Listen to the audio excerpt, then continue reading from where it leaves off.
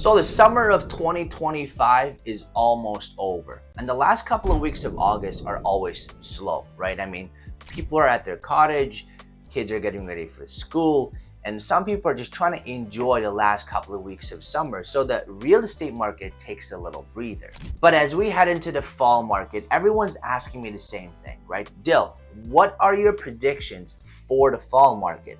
What's going to happen in the real estate market here in the GTA this fall? Well, today I'm going to share with you the 5 key things that I'm looking out for right now, and that will tell us where the GTA real estate market is heading. If we have not met, my name is Durham Region. I'm a real estate broker here in the Greater Toronto area, and I help people buy, sell, and invest in real estate.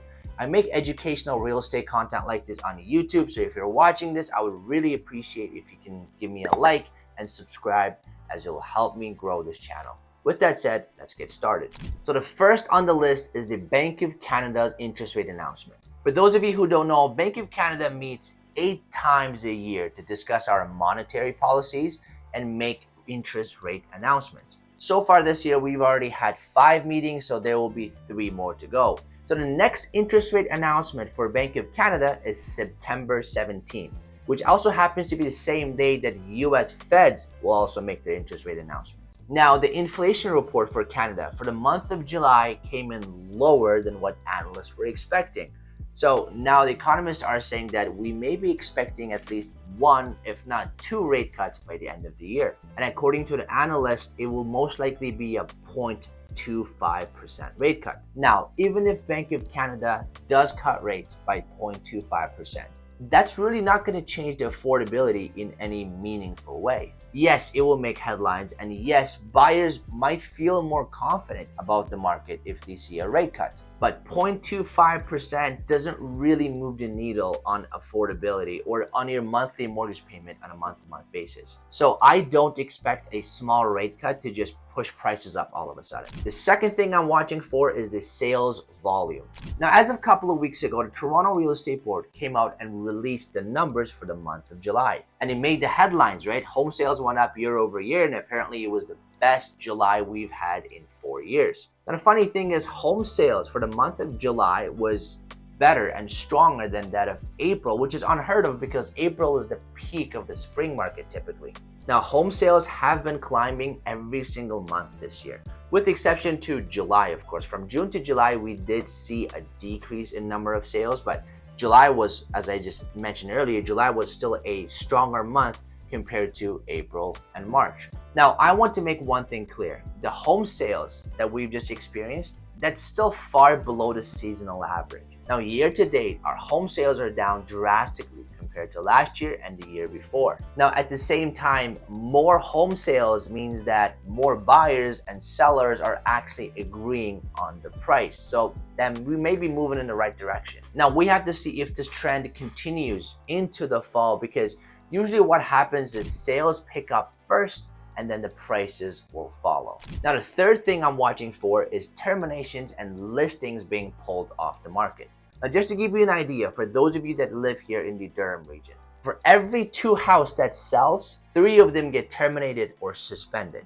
Now, this past summer, a ton of sellers have delisted or terminated their properties. And usually what happens is sellers terminate their property, but then they relist it with a new picture or new description or a new price to attract buyers, right? But this time it was different. People took their houses off the market and they actually didn't relist. Now, some of those people may have just decided to not sell their house, right? Maybe some of them decided to rent it out. But I can guarantee you that a good number of them will come back in the fall and put their houses up for sale again. Now, if all those listings that got terminated, if they come back to the market at the same time, that's going to shoot up the inventory levels, right? And that's going to put downward pressure on prices. Speaking of which, the fourth thing that I'm watching is the inventory levels. Now, a number of active listings in all of the GTA are now sitting below 30,000 for the first time in 3 months. Now, that's mostly due to people just taking their houses off the market, so the inventory levels just naturally dropped. Now, months of inventory is by far the most important metric that you have to follow if you want to know what's going on in the market. Months of inventory tells us the direction of prices better than anything else. Now we know the number of home sales or sales volume matter, the days on the market, the new listings, all those are important stats. But at the end of the day, months of inventory measures the relationship between demand and supply. And ultimately, that's what sets the prices. Now, come September, I have no doubt in my mind that there will be a spike in new listings and inventory. Now, the question is, will there be a lot of new buyers to absorb the new listings and the inventory?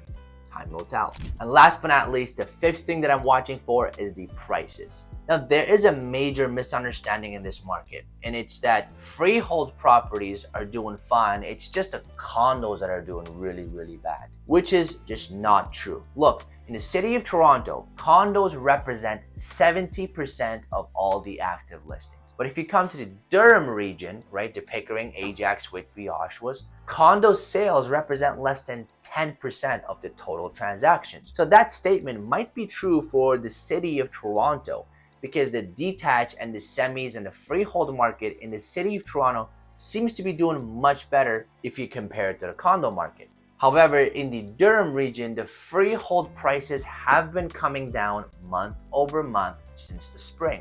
There are a lot of properties for sale here in the Durham region, and buyers just have a lot of negotiating power, and they're not in a rush per se.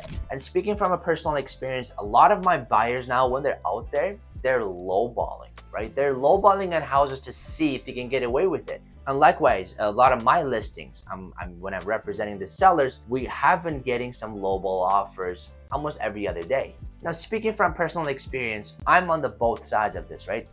I have buyers that have been lowballing on offers, on listings, and at the same time, I have sellers that I'm representing, and we've been getting lowball offers. And now it's just the nature of the market, right? But I want to share something with you. If you have a house currently in a not so desirable areas, like maybe it's in a bad neighborhood, busy street, backs into a busy plaza or train tracks or highway, those homes are just sitting on the market longer, and buyers are so picky, and they're actually selling for a bigger discount than everything else. Just because there are few buyers and so many to choose from, buyers are just focusing on the nicer properties, the turnkey ones in a really nice neighborhood. Now, with that said, certain banks and Government of Ontario have announced that workers need to return to the office starting January 1st. So we'll see how all that pans out, and we'll see if that's going to shift the demand from the suburbs back into the city of Toronto. So there you have it. Those are the key 5 things that I'm looking out for: interest rates, terminations, inventory, sales volume, and prices. Now, if you are thinking of buying or selling this year, timing is everything, right? You have to stay ahead of the market because you have to stay informed to make the best possible decision. Now, I'm just going to keep sharing what I'm seeing in this market, right? But if you want to sit down and have a more personalized conversation about your home or your real estate plans, feel free to book a meeting with me through the first link in the bio. With that said, thanks for tuning in, and until next time.